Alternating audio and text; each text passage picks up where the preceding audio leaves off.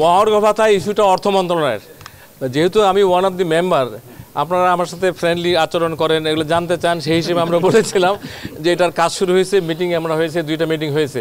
মহার্ঘ ভাতাটা very recently হবে।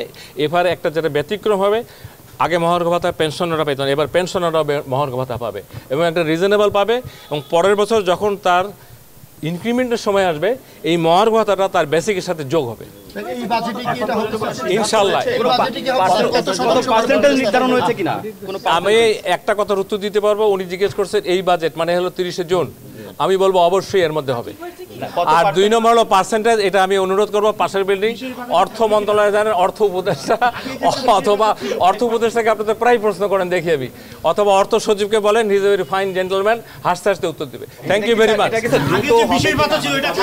আমাকে তো জিজ্ঞেসই করলেন এই অর্থ বছর মানে হলো জুন, তার আগে হবে ইনশাআল্লাহ। কোন মাস থেকে ধরবে এটা অনেকেই প্রশ্ন করছে। এটা হলো, আমি যদি বলি অনুমান করে বলা আমার ঠিক না, এটা আপনার অর্থ উপদেষ্টা অথবা অর্থ সচিব আমার চেয়ে বেশি অথেন্টিক, কেন তারাও পাবলিক, আমিও পাবলিক, আপনারাও পাবলিকের হয়ে কাজ করেন। আপনাদের মাধ্যমে যখন এই খবরটা এখনই মানুষ জানবে, সবাই খুশি হবে।